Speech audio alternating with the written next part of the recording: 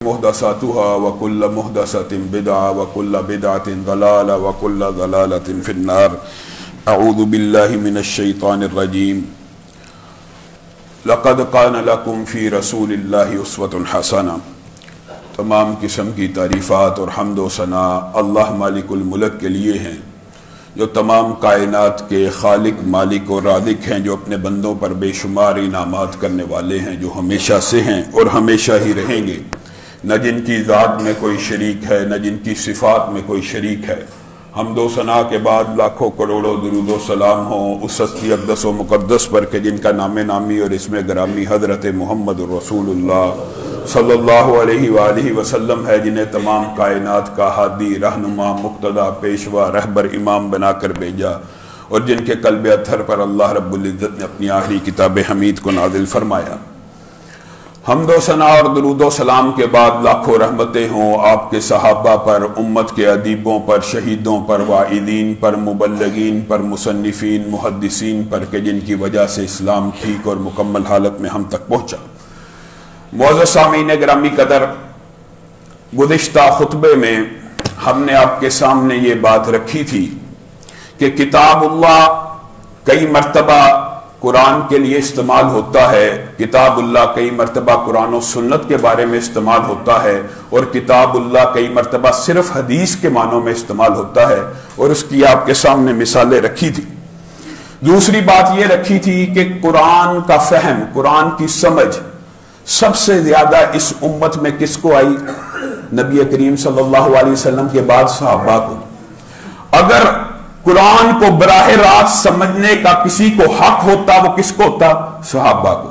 لیکن اگر صحابہ نے بھی بغیر حدیث کے قرآن پاک کو سمجھنے کی کوشش کی، ان کو ٹھوکر بھی لگی، ان سے اجتہادی غلطیاں بھی ہوئی، اور ان کی اصلاح کیسے ہوئی؟ نبی کریم صلی اللہ علیہ وسلم کی حدیث کے ذریعے سے. الذین آمنوا ولم یلبسوا ایمانہم بظلم اولئک لہم الامن.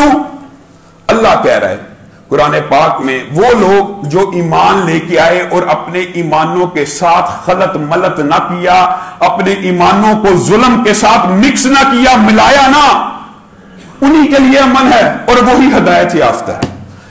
یعنی جو بندہ اپنی جان کے اوپر ظلم نہیں کرے گا اسی کو امن ملے گا، وہی ہدایت یافتہ ہوگا. اپنی جان کے اوپر ظلم کرنے والے نہ سیدھے راستے کے اوپر ہے نہ امن کے اوپر ہے. صحابہ کے اوپر یہ آیت بڑی مشقت والی، بڑی عجیب و غریب انداز میں اثر انداز ہوئی. نبی کریم صلی اللہ علیہ وسلم کی بارگاہ میں آ کے پیش ہوئے.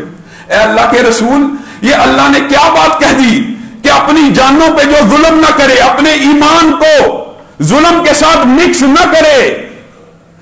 ایسا کون ہوگا جو اپنی جان پہ ظلم نہیں کرتا ہوگا؟ کون ہے جو گناہوں سے پاک ہے؟ یہ براہ راست قرآن پاک کو سمجھنے کا نتیجہ. صحابہ پریشان ہیں، صحابہ بے چین ہیں. نبی کریم صلی اللہ علیہ وسلم کی بارگاہ میں آ رہے ہیں. اللہ نے یہ کتنی سخت آیت نازل فرما دی ہے، ہم میں سے کوئی جنت میں داخل نہیں ہو سکتا، ہم ہلاک ہو گئے، ہم برباد ہو گئے. یہ اتنی سخت آیت ہے. اللہ کہہ رہا ہے امن بھی اس کے لیے، ہدایت یافتہ بھی وہی ہے جو ظلم کے ساتھ اپنے ایمانوں کو، اپنی جانوں کو ظلم کے ساتھ اختلاط نہ کرے، مکس نہ کرے. لم یلبسوا، اپنے اوپر پہنائے نہ ظلم کو. نبی کریم صلی اللہ علیہ وسلم مسکرانا شروع ہو گئے. کہا تم نے کیا سمجھا قرآن کو؟ آقا آپ بتا دیجئے. نبی کریم صلی اللہ علیہ وسلم نے کہا تم نے قرآن کی آیت نہیں پڑھی؟ ان الشرک لظلم عظیم، شرک ظلم عظیم ہے. اس آیت میں اللہ رب العزت شرک کی نفی کر رہے ہیں کہ جو بندہ اپنی زندگی میں ایک مرتبہ بغیر توبہ کے شرک کرتا ہوا دنیا سے چلا گیا، پھر کبھی اس کو امن نہیں ملے گا، پھر وہ ہدایت یافتہ نہیں ہے. اس سے مراد شرک ہے. میرے بھائیوں، قرآن فہمی کے آج معاشرے کے اندر بہت بہت بڑے دعوے دار موجود ہیں. جیسے پچھلے خطبے میں آپ کے سامنے رکھا، ہمارے فہم کے مطابق سمجھیے. آپ کون ہیں؟ لغت کے ماسٹر کے ذریعے سمجھیے، زبان کے ذریعے سمجھیے، مرکز و ملت کے ذریعے سمجھیے. ایک صاحب تو ایسے ماشاءاللہ پیدا ہوئے ہیں، ان کو جب दलाइल दिए गए कि कुरान पाक को कैसे समझोगे, नमाजों को, ज़कात की परसेंटेज को, हज को, उनके अमूर को, नमाज के कफियत को, सजदे को, रकू को। बात तो एक जेन्युइन थी, लॉजिक थी। उसने क्या किया, 10 जिल्दें कुरान पाक की लिख दी। 10 जिल्दें लिखने के बाद परवेज साहब कहते हैं अब जिसने कुरान पाक को समझना वो मेरी 10 जिल्दों के जरिए समझे ना, बुखारी और मुस्लिम के जरिए ना समझे, तेरी 10 जिल्दों के जरिए समझे। वाइदा हललतुम फस्तादू, कुरान की आयत है, वाइदा हललतुम फस्तादू, जब तुम एहराम उतार दो, हाजी या उम्रे से फारिग हो जाओ, फस्तादू, शिकार किया करो। यह कुरान में अल्लाह का हुक्म है।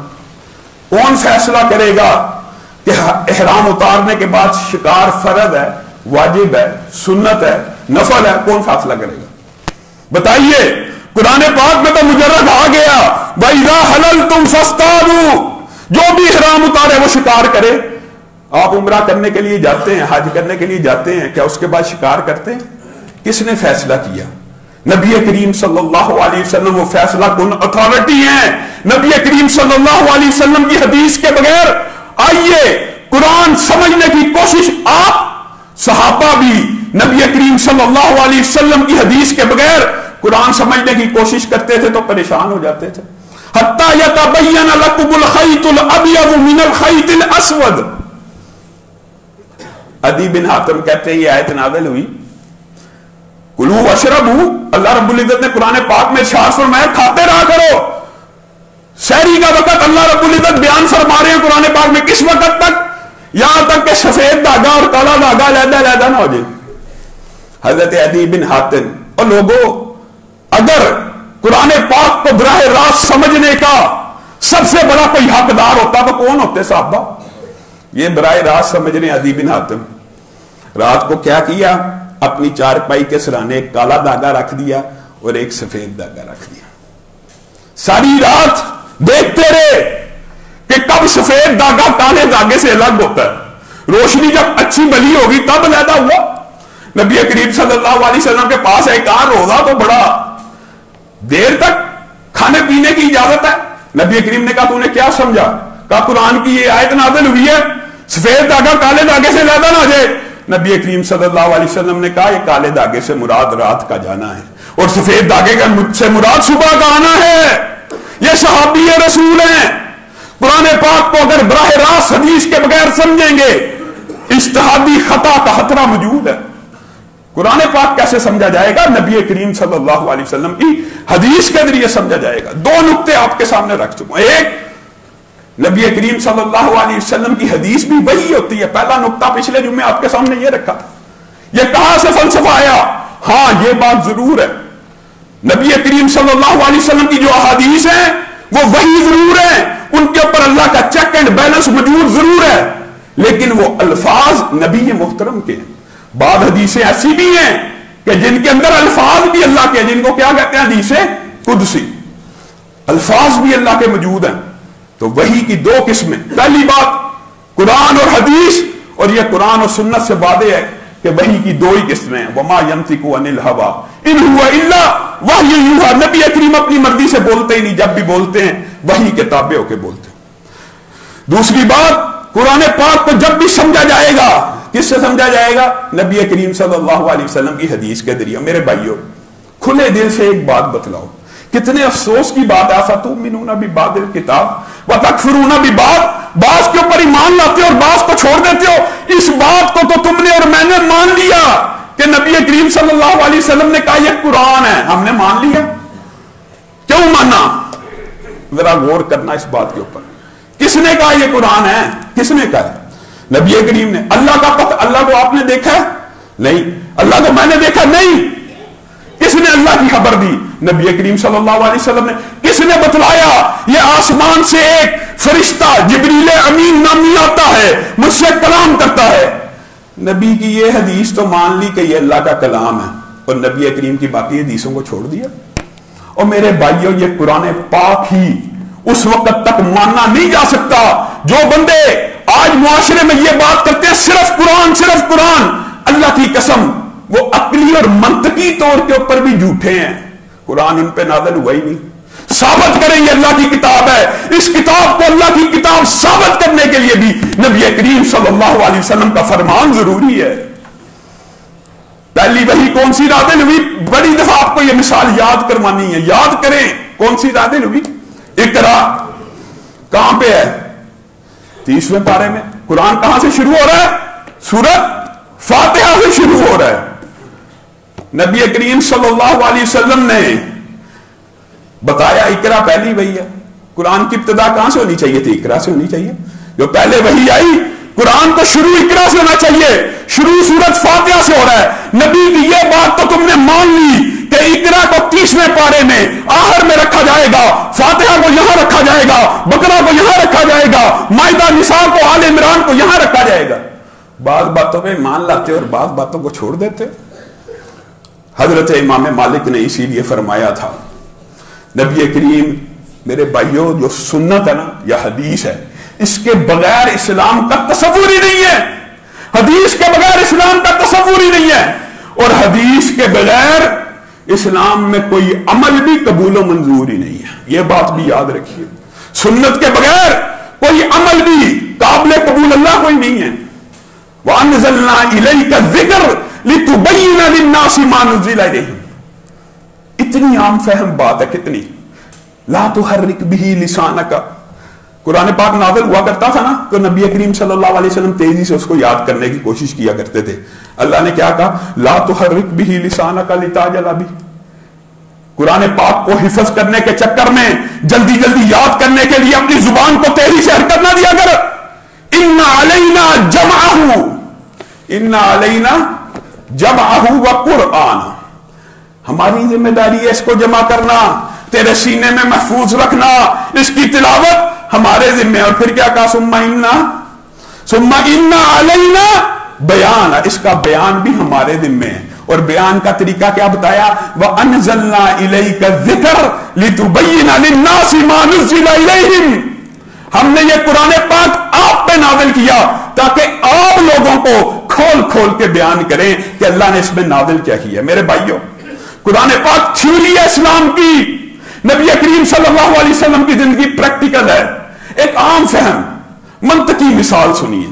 ایک بچہ آپ کا بہت ذہین ہو، بہت ذہین، اس کو آپ گاڑی چلانے کی ساری تھیوری سمجھا دے، ساری تھیوری ٹوٹل بتا دے، یہ بریک ہے، یہ کلچ ہے، یہ ریس ہے، یہ گیئر ہے، ساری تھیوری رٹوا دی.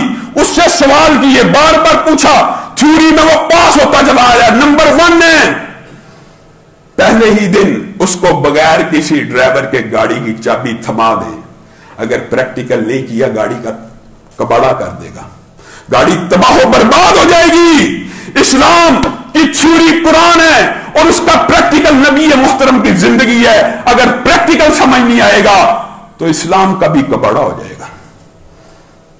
کبھی آپ نے سنا ہے ہاؤس جاب کے بغیر ڈاکٹر کو تھیوری پڑھائی جاتی ہے 4-5 سال، پریکٹیکل کے بغیر اس کو کلینک کھولنے کی، اسپتال کھولنے کی اجازت دے دی ہے؟ ہو نہیں سکتا، ممکن نہیں ہے. امام مالک نے یہ بات کہی ہے کہ جو نبی کریم صلی اللہ علیہ وسلم کی سنت ہے، نبی کی جو سنت ہے وہ کیا ہے؟ سفینہ نوح ہے. سفینہ نوح یعنی نوح کی کشتی ہے، جو اس کے اوپر سوار ہو گیا بچ گیا. نوح کی کشتی ہے سنت رسول، جو اس کے اوپر سوار ہو گیا بچ گیا. جو سوار نہ ہوا وہ لازمی ڈوبے گا، وہ لازمی غرق ہوگا. وہ جتنا مرضی اپنی عقل کو اونچا کرتا رہے، فلسفے اور منطق کو، لغت کو، عربی زبان و ادب کو جتنا مرضی بلند کرتا رہے، اگر سنت رسول پہ نہیں چلا گمراہ ہو جائے گا. امام مالک کے پاس سنت کے بغیر عمل بھی کوئی قبول نہیں ہے. حضرت ابو بکر نے حج کے دوران ایک بندے کو دیکھا، وہ کیا کہہ رہا ہے؟ لبیک یا ذا المعارج، لبیک یا ذا المعارج. آپ کو پتا من اللہ ذی المعارج اللہ کی صفت ہے. اللہ کی صفت ہے کہ نہیں؟ اللہ ہی کی صفت ہے. اور اللہ کی صفات مخلوق نہیں ہوتی. اللہ کا کی صفاتی نام ہے، اللہ کے ذاتی نام ہے، اللہ کی صفت ہے. بتائیے اس میں کون سا شرک ہے؟ ہمارے معاشرے میں جتنے دھندے غلط ہوتے ہیں اس میں یہی بات کہی جاتی ہے نا، اس میں حرج کیا ہے؟ اس میں کیا حرج ہے؟ نیت نے کہ حرج کیا ہے؟ آپ بتائیے کتنی عظیم صفت، اونچائی کی، علوف کی، اللہ کی عظمت کی، ذی المعارج کو چھوٹی صفت ہے؟ بہت بڑی صفت ہے. کیا کہہ رہا ہے؟ لبیک یا ذا المعارج.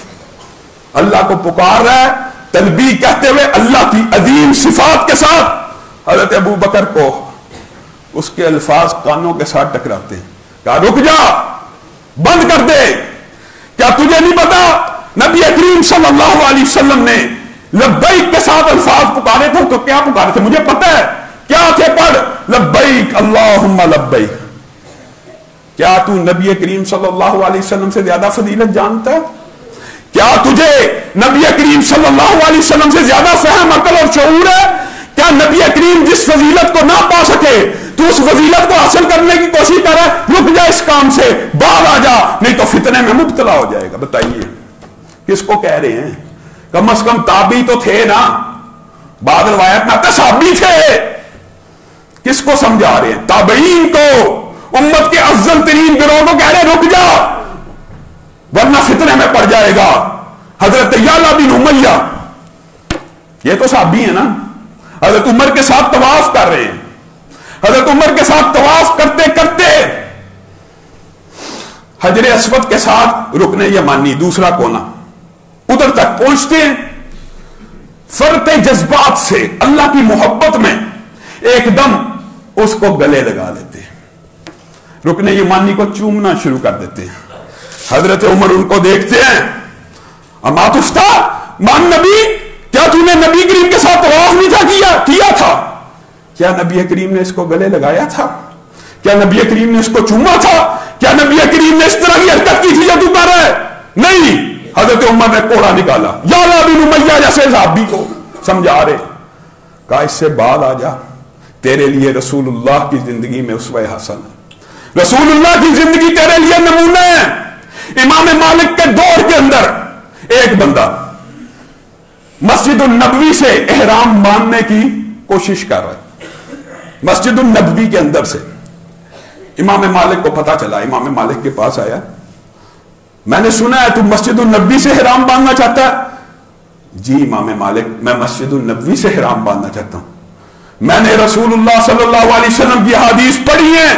نبی کریم تو اس مسجد النبوی سے احرام ہاتھ میں لے کے ذوالخلیفہ کے مقام کے اوپر جا کے احرام کو باندھا کرتے تھے. آج بھی جو ساتھی جاتے ہیں اس کو ابار علی، ابیار علی، بیر علی، مختلف نام ہے ذوالخلیفہ کے، وہاں سے احرام باندھتے ہیں جب دوسرا عمرہ کرنے کی نیت ہو مدینہ سے.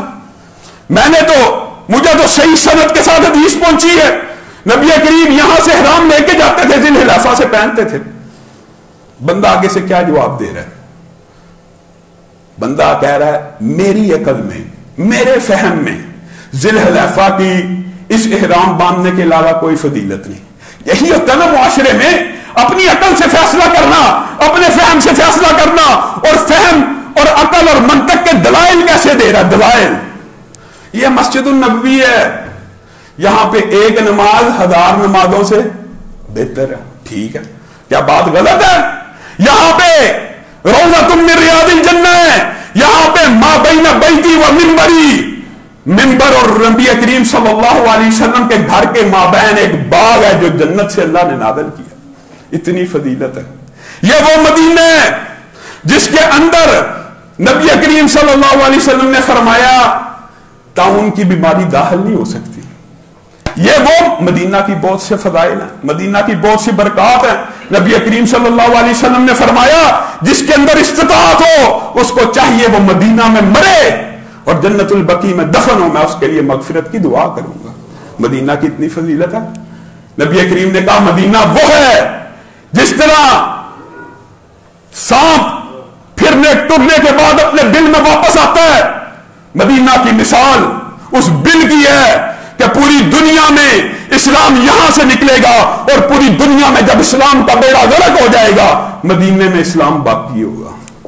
اتنی فضیلت ہے. مدینہ والوں سے محبت کرنی چاہیے، مدینے سے بھی محبت کرنی چاہیے. اور ان حدیث سے یہ بات سمجھ آتی ہے مدینہ والوں کے عقیدے سے بھی محبت کرنی چاہیے. اسلام مدینہ سے شروع ہوا، مدینہ پہ ختم ہوگا. فضائل ہے نا مدینہ کے. مسجد النبوی کی فضیلت بیان کر رہا ہے. کہا یہ وہ علاقہ ہے جہاں پہ دجال داخل نہیں ہو سکتا. دو شہر مکہ اور مدینہ، دجال دنیا کے چپے چپے میں جائے گا. मक्का और मदीना में दाखिल नहीं हो सकेगा। लोगों, ये भी बड़े दुख और अफसोस की बात है। बात आई है तो कह देता हूं, आज हम छोटे छोटे शोबदों से, छोटी छोटी बातों से लोगों को वलीउल्लाह समझ लेते हैं। जो आग पे चले, जो पानी पे चले, जो हवा में उड़े, अपने आप को वलीउल्लाह कहता हो, क्लेम करता, हम मान लेते हैं। नाउजुबिल्लाह, हवा में उड़ने वाला, आग में चलने वाला, ये शोबदाबादियां दिखाने वाला वलीउल्लाह नहीं होता, जादूगर होता है, शोबदेबाज होता है। और वलीउल्लाह कभी इस चीज का क्लेम नहीं करता मैं वलीउल्लाह हूं। याद रखिए, ये छोटे छोटे शोबदाबाज, इनके ऊपर हम ईमान ले आते हैं। तो दज्जाल का फितना कितना बड़ा फितना। नबी करीम ने कहा आसमान को हुक्म देगा, आसमान को बारिश बरसा, बारिश बरसना शुरू हो जाएगी। अल्लाह अकबर, कितना अजीम फितना होगा। आसमान को हुक्म देगा बारिश बरसा, बारिश बरसना शुरू हो जाएगी। खेत को, जमीन को हुक्म देगा फसल उग जा, फसल उगना शुरू हो जाएगी सामने लोगों के। कैसे बचोगे उस फितने से? अल्लाह की कसम वही बच सकता है जिसका अकीदा सीधा सच्चा सुथरा हो। कहेगा मैं रब हूं, लोग कहेंगे यही रब है, बारिश इसकी मर्जी से बरस रही है, खेतियां उग रही हैं, मुर्दों को जिंदा कर रहा है, यही रब है। सिर्फ कुरान और सुन्नत के तालिब इल्म कहेंगे क्या हो गया तुम्हें, क्यों गुमराही में पढ़ते हो, तुम्हें कुरान की आयतें नहीं पता? अगर ये रब होता तो तुम्हारी आंखें इस दुनिया में इसको देख ना सकती। रब की निशानी तो ये है, ला तुदरिकुल अबसार, दुनिया की कोई आंख उसको देख नहीं सकती।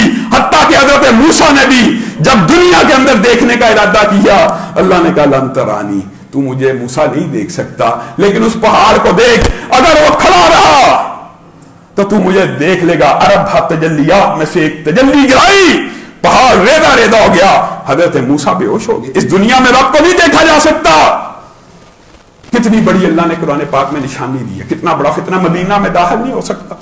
हजरत इमाम मालिक से बहस कर रहे, हजरत इमाम मालिक कहते हैं अल्लाह की कसम, बाब आजा, जिल खिलाफा के मकाम के ऊपर जाके हराम को बांध, मैं तुझे फितने की बुशारत देता हूं। और दलील भी पेश की, फलयहज़रिल्लज़ीना युखालिफूना अन अम्रिही अन तुसीबहुम फितना। दलील पेश की, बगैर दलील के बात नहीं की। अल्लाह से डर जा, नबी करीम सल्लल्लाहु अलैहि वसल्लम के हुक्म की मुखालफत न कर। जिल खिलाफा की बेशक कोई और फजीलत हदीस में मौजूद नहीं है, लेकिन अल्लाह की कसम, जो बंदा जिल खिलाफा से हराम नहीं पहनेगा, मस्जिदुल नबी से हराम पहनेगा, उसका हज और उम्रा कबूल ही नहीं है। बताइए, अकल फहम फिरासत ने कितनी उम्दा दलाइल गढ़े कि फजीलत है मस्जिदुल नबी की, मैं यहां से पहनूंगा, नहीं कबूल। और मेरे भाइयों, हजरत खल्लाद बिन राफे का वाकया आप सबने सुना हो, मशहूर वाकया। आए, नबी करीम सल्लल्लाहु अलैहि वसल्लम को सलाम किया। नबी करीम सल्लल्लाहु अलैहि वसल्लम ने सलाम का जवाब दिया और क्या कहा, इरजे फसल्ली फइन्नका लम तुसल्ली, वापस पलट गया खल्लाद, नमाज को दोबारा अदा कर, तूने नमाज नहीं पढ़ी। अच्छा, अल्लाह के रसूल वापस गए, फिर नफल पढ़े, फिर नमाज को अदा किया, फिर आए, फिर सलाम किया। नबी करीम ने सलाम का जवाब तो दिया और क्या कहा, इरजा फसल्ली फइन्नका लम तुसल्ली, वापस पलट जा, तूने नमाज को अदा नहीं किया। कितनी दफा कहा, 3 दफा। मेरे भाइयों, ये सोच और फिक्र का मुकाम है, गौर कीजिए। सही हदीस, किसी बंदे को इस हदीस पे इतराज नहीं, तमाम मसालक के माबैन सही हदीस है। नबी करीम उसको बार बार किसको कह रहे हैं, साहबी को कह रहे हैं, इरजा फसल्ली फइन्नका लम तुसल्ली, वापस पलट जा, तूने नमाज को अदा नहीं किया। अब वो क्या ऐसा अमल करते थे जिसकी वजह से नबी करीम सल्लल्लाहु अलैहि वसल्लम कहते हैं तूने नमाज पढ़ी नहीं। जब 3 मर्तबा के बाद नबी करीम सल्लल्लाहु अलैहि वसल्लम की बारगाह में पेश हुए, कहा आका मुझे इसी तरह की नमाज आती है, मुझे बतलाइए नमाज की हकीकत क्या है। सिर्फ एक अमल कम था, और वो भी क्या, सुन्नत है। अमल सिर्फ एक कम है, सुन्नत है। नबी करीम कह रहे हैं तेरी नमाज कबूल नहीं, इस हदीस के ऊपर गौर कीजिए। और वो काम क्या था, सिर्फ एतदाल और सुकून। नबी करीम कहते हैं जब तू रुकू किया कर तो इस तरह किया कर तेरी कमर सीधी हो जाए। अभी सीधी नहीं होती तो कमर उठा लेता है। सजदा किया कर तो पीठ सीधी हो जाए, अभी सीधी नहीं होती तो वापस आ जाता है। तेज तेज तेज तेज, सिर्फ एक चीज की कमी है, नमाज में एतदाल और सुकून की कमी है। नबी करीम बार बार कह रहे हैं इरजे फसल्ली फइन्नका लम तुसल्ली, वापस पलट जा, तूने नमाज पढ़ी ही नहीं। आज हम नमाज के जितने मर्जी सुन्नतें छोड़ दें, हम कहते हैं जी नमाज हमारी हो गई है। नबी करीम सल्लल्लाहु अलैहि वसल्लम के सहाबी हुज़ैफा बिन यमान, आइए फहमे सहाबा को, फहमे सलफ को हुज्जत मानने वालों, इस हदीस के ऊपर, इस बात के ऊपर गौर तो करो। खुद अपने ही फलसफे से कैसे टकराती हैं तुम्हारी बातें। हजरत हुज़ैफा बिन यमान के सामने एक ताबी आए, अजीम ताबी है, उन्होंने नमाज पढ़ी। ये ताबी है हुज़ैफा बिन यमान। नमाज पढ़ने के बाद हजरत हुज़ैफा ने उनको बुलाया, इधर आइए जी, इस तरह की नमाज आप कब से पढ़ रहे हैं? 40 बरस बीत गए हैं, मैं इस तरह से नमाज पढ़ रहा हूं। हुज़ैफा बिन यमान ने कहा, फिर अल्लाह की कसम आपने जिंदगी में एक भी नमाज नहीं पढ़ी। साहबी कह रहे हैं क्यों? ताबी कब तपा उठे, क्या वजह है, क्या हो गया, मेरी नमाज में क्या कुताही है? कहा नबी करीम सल्लल्लाहु अलैहि वसल्लम ने अपने साहबी को भी यही कहा था, तूने कोई नमाज नहीं पढ़ी। आप जब रुकू किया करें, कमर को सीधा किया करें, सुकून किया करें, कुछ लम्हे रुका करें, एतदाल का मुजाहरा कीजिए, सजदा करें कुछ लम्हे रुका करें, सजदे से उठे कुछ लम्हे रुका करें। यह नहीं कि दौड़ लगाई हुई एक्सरसाइज सबक की तरह नमाज को पढ़ा जा रहा है। नमाज का यह फलसफा नहीं है। और अगर आप, हुज़ैफा बिन यमान का फतवा देखिए कितना सख्त है, अगर आपने नमाज की सुन्नत को पूरा ना किया, एतदाल एक सुन्नत है, सुकून से पढ़ना एक सुन्नत है। आज हम नमाज की 20 सुन्नतें तर्क कर देते हैं सिर्फ अपने अपने इमामों के अक़वाल की वजह से। आप अगर इसी तरह नमाज पढ़ते रहे, हुज़ैफा बिन यमान का फतवा अपना नहीं, आप नबी करीम सल्लल्लाहु अलैहि वसल्लम की उम्मत में से नहीं उठाए जाएंगे। ये कितने साल की नमाजें, 40 बरस की नमाजें कबूल नहीं। अगर हुज़ैफा का फैसला है जब तक आप सुन्नत के मुताबिक अदा नहीं करेंगे। और दूसरी तरफ निसाई शरीफ की हदीस क्या है, एक बंदा कोई उम्मती उठे उस तरह वुजू करे जिस तरह नबी करीम सल्लल्लाहु अलैहि वसल्लम ने वुजू का हुक्म दिया, उस तरह 2 रकअत नमाज पढ़े जिस तरह नबी करीम की सुन्नत है, सही हदीस है। एक तरफ 40 साल की नमाजें किसकी हैं? ताबई की। एक तरफ एक उम्मती की नमाज, सिर्फ नबी की सुन्नत के मुताबिक वुजू, सिर्फ नबी की सुन्नत के मुताबिक 2 रकअत है। नबी करीम सल्लल्लाहु अलैहि वसल्लम ने कहा, जिसने मेरे सुन्नत के मुताबिक वुजू करके 2 रकअत नमाज को अदा किया, वो ऐसे हो गया गोया आज ही मां के पेट से पैदा हुआ है। यह सुन्नत की अहमियत है। सुन्नत के बगैर कोई अमल काबिल कबूल नहीं है। हजरत अबू बुर्दा, आप बतलाइए, यह मैं अपनी तरफ से कह रहा, हजरत अबू बुर्दा कितनी उम्दा नीयत के साथ कुर्बानी करते हैं। मैं गरीब इलाके में रहता हूं, मैं फकीरों और मस्कीनों के इलाके में रहता हूं, और लोगों सिर्फ 10 मिनट, सिर्फ 5 मिनट में ईद की 2 रकअतें हो जाती हैं। उस 10 मिनट 15 मिनट पहले किस नीयत से? अच्छी नीयत से। नीयत भी कितनी उम्दा, मेरे इलाके में गरीब ज्यादा हैं, ईद के बाद तो सबने ज़बा करना है, ईद के बाद तो हर बंदा गोश्त बांट देगा, मैं जल्दी जल्दी ईद की नमाज से पहले ज़बा करके इनको गोश्त दे दूं, इनके घर में खाना पक जाए, ये मेरे लिए दुआएं करें। नीयत नेक है क्या बद है?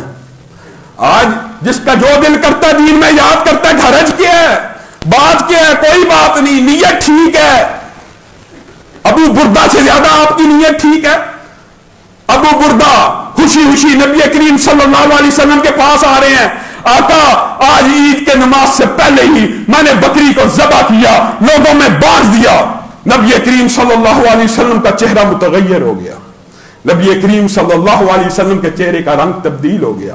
कहा अबू बुर्दा, नीयत नहीं देखी, फिर क्या खलूस देखा, क्या नीयत देखी? खिलाफ सुन्नत काम हुआ, चेहरा मुतगय्यर हो गया। कहा अबू बुर्दा, यह बकरी एक गोश्त की बकरी है, यह बकरी का गोश्त सदका तो हो सकता है, लेकिन अगर अल्लाह की बारगाह में कुर्बानी करना चाहता है तो हमारे साथ नमाज पढ़ और बाद में एक और बकरी को ज़बह कर।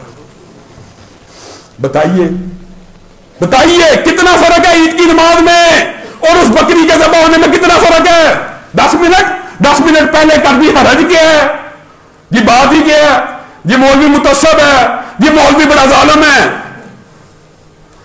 نبی کریم صلی اللہ علیہ وسلم کی سنت کے بغیر اگر عمل ہوگا قبول نہیں ہے. هل اتاك حدیث الغاشیہ وجوہ یومئذ خاشیہ عاملۃ ناصبہ تصلی نارا حامیہ. اللہ کہہ رہا میں کہہ رہا ہوں عمل کرتی ہوئی پیشانیاں، ایسی پیشانیاں جن کی پیشانیوں کے اوپر سجدوں کے نشانات ہوں گے، کل قیامت کے دن انہیں منہ جہنم میں ڈال دی جائیں گی. اللہ اتنا باعمل بندہ جنت سے کیوں محروم رہا؟ اللہ اتنا باعمل بندہ جہنم میں کیوں گیا؟ مفسرین نے تفسیریں کی ہیں، ان میں سے ایک تفسیر کیا ہے، عمل تو بہت کرتا تھا لیکن اس عمل کے اوپر سنت رسول کی مہر موجود نہیں تھی. عمل تو بہت کرتا تھا. لوگوں فمن کان یرجو لقاء ربہ فلیعمل عملا صالحا. عمل صالح کی دو ہی شرطیں ہیں، صرف دو ہی شرطیں ہیں، ایک خالص اللہ کے لیے اور دوسرا سنت رسول کے مطابق ہو. اگر سنت رسول کے مطابق عمل نہیں ہے، خالص اللہ کے لیے نہیں ہے، ریاکاری عمل قبول نہیں ہے، سنت رسول موجود نہیں ہے، عمل قبول نہیں ہے. اللہ رب العزت جو کہا گیا، جو سنا گیا، اس کو سمجھنے کی توفیق عنایت فرمائے.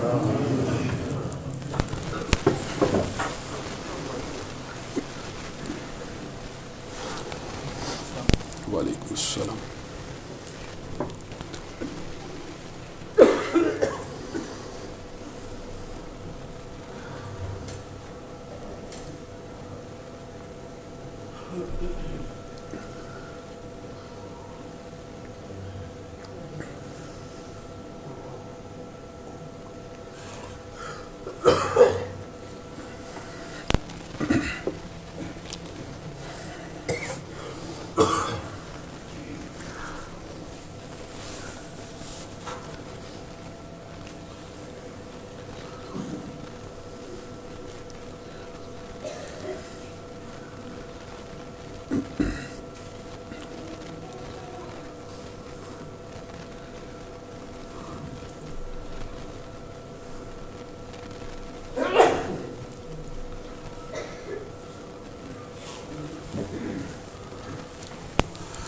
ان الحمد لله نحمده ونستعينه ونستغفره ونؤمن به ونتوكل عليه ونعوذ بالله من شرور انفسنا ومن سيئات اعمالنا من يهده الله فلا مضل له ومن يضلل فلا هادي له واشهد ان لا اله الا الله واشهد ان محمدا عبده ورسوله. اما بعد فإن خير الحديث كتاب الله وخير الهدي هدي محمد صلى الله عليه وسلم وشر الأمور محدثاتها وكل محدثة بدعة وكل بدعة ضلالة وكل ضلالة في النار. معزز سامعین گرامی قدر، آج ملک نہایت اہم اور اگر کہا جائے خطرناک صورتحال سے دوچار ہے تو بے جانی ہوگا. وطن عزیز کا ایک ہمسایہ جس کا مذہب ہندو مت کے اوپر ہے، جو کہنے کو تو اپنے آپ کو سیکولر وطن کہتا ہے لیکن جس کی بنیاد اور جس کی باغ دوڑ آج کل کے متعصب ہندو کے ہاتھ پہ ہے، وہ آئے دن پاکستان کو دھمکیاں دے رہا ہے اور دھمکیوں کا کوئی جواز نہیں، اور پاکستان کے اوپر الزامات کا سلسلہ اس وطن کی طرف سے، اس ملک کی طرف سے، اس کی ایک طویل داستان اور ہسٹری ہے. میرے بھائیوں، نبی کریم صلی اللہ علیہ وسلم نے اس خطے کے بارے میں جس قدر احادیث اور جس قدر فرامین نبی محترم کے اس خطے کے بارے میں موجود ہے، یہ ایک لمبا طویل باب ہے. میں آپ کے سامنے اس کا مختصر سا ایک مفہوم اور خلاصہ بیان کر کے اپنی بات کو آگے بڑھاؤں گا. نبی کریم صلی اللہ علیہ وسلم نے امت کو تلقین اور ترغیب کی، کس بات کی؟ جس طرح کفار مکہ، قریش مکہ بدترین شرک کا شکار ہیں. دنیا کے اندر ایک دھرتی ایسی ہے جس کے اندر ہو بہو ویسا ہی شرک ہوتا ہے، مٹی کے بت بنا کر ان کو نیک لوگوں کی طرف منسوب کر کے کبھی رام کا کبھی سری دیوی کا بت بنا کر ان کی عبادت کی جاتی ہے. نبی کریم صلی اللہ علیہ وسلم نے اپنی امت کو ترغیب اور تلقین کرتے ہوئے یہ بات کہی، تم وہاں پہ ضرور جانا اور ان سے ضرور جہاد کرنا. کس وجہ سے ترغیب یہ دے رہے ہیں؟ اگر میں محمد صلی اللہ علیہ وسلم زندہ ہوئے، میں اپنی جان کے ساتھ، میں اپنے مال کے ساتھ اس جنگ میں حصہ لوں گا اور اپنی امت کو یہ بشارت دیتا ہوں، اگر میں نہ بھی ہوا، اگر وہ اس جہاد میں حصہ لیں گے وہ ایسے ہوگا جیسے انہوں نے میں محمد صلی اللہ علیہ وسلم کے ہمراہ جنگ لڑی ہے۔ چھوٹی فضیلت ہے، بہت بڑی فضیلت ہے۔ اسی فضیلت کی پیش نظر محمد بن قاسم نے اس خطے کو فتح کیا، شرک و بدعت کو یہاں سے اکھاڑا۔ 1000 برس سے زائد مسلمانوں کی اس خطے پہ حکمرانی رہی، آپس کی ناتفاقی کی وجہ سے، بری حکمت عملیوں کی وجہ سے ایک ایسی ریاست پھر اس خطے میں مارد وجود میں آئی جس کا مذہب ہندو مت تھا۔ 1000 برس کے بعد چاہیے تو یہ تھا عبرت پکڑتے، عقل پکڑتے، حکمت سے چلتے کہ اللہ نے اگر موقع دیا 1000 برس تمہیں دنیا کا کوئی خطہ اور سلطنت عطا کر کے تم اس کو بہترین یوٹیلائز کرو، تم اس کے اندر بہترین کام کرو۔ لیکن وہی بات کہ 1000 برس بعد بھی اگر شرک کی، بدعت کی، کفر کی اس طرح کی حکومت قائم ہو جائے، حقیقت میں تو مسلمان ریاستوں کے اوپر لازم ہوتا ہے کہ ایسے گندے شرک کو جڑ سے اکھاڑا جائے۔ لیکن آپ بتلائیے جڑ سے اکھاڑنے کی اگر آج مسلمان حکمران جسارت نہیں کرتے اور انڈیا حملہ کر دیتا ہے تو پھر تو اس کا مقدمہ اور کمزور ہے۔ دفاعی جنگ تو ایک مسلمہ اصول ہے، اور میں یہ سمجھتا ہوں اگر ہندوستان نے یہ غلطی کی تو اللہ کی قسم مسلمانوں کے لیے اس میں بہت بڑی خیر ہوگی۔ مسلمان غزوہ ہند کی حدیثوں کو مد نظر رکھتے ہوئے نہ صرف یہاں پہ دفاعی جنگ لڑیں گے بلکہ پھر جارحانہ اقدام بھی کریں گے۔ اور پوری دنیا کے مسلمان ایک بات یاد رکھیے، چاہے وطنوں میں آج ہم تقسیم ہو چکے ہیں لیکن ایک عہد رفتہ بھی ہوتا ہے، ایک تابناک ماضی بھی ہوتا ہے۔ امت کا کوئی فرد، میں گارنٹی سے کہتا ہوں، ہندوستان کے مسلمانوں کو آزمائش میں نہیں ڈالنا چاہتا، لیکن یاد رکھیے امت کا ایک فلسفہ اسلام میں ضرور موجود ہے۔ اگر ہندوستان نے پاکستان کے اوپر حملہ کیا، نہ صرف پوری دنیا کے مسلمان اس ننگی جارحیت کے خلاف دفاعی جنگ لڑیں گے، بلکہ میں آپ کو گارنٹی سے کہتا ہوں ہندوستان کا مسلمان اس جنگ سے کنارہ کش ہوگا اور وہ مسلمانوں کے ساتھ کبھی بھی جنگ کے اوپر آمادہ نہیں ہوگا۔ اور اسی طرح مسلمان جب ہندوستان پہ حملہ کریں گے وہاں کے مسلمانوں کو امان دی جائے گی، کیونکہ غیر غربی کافر جو تلوار نہ اٹھائے، جو مسلمانوں کے ساتھ جنگ نہ کرے، اس کے اوپر تلوار اٹھانا بھی گناہ ہے۔ آج مودی سرکار اپنا الیکشن جیتنے کے لیے پاکستان کو دھمکیاں لگا رہا ہے، بھول گیا ہے؟ محمد ابن قاسم کو بھول چکے ہو؟ پھر حیدر کرار کی ضرب بھول چکے ہو؟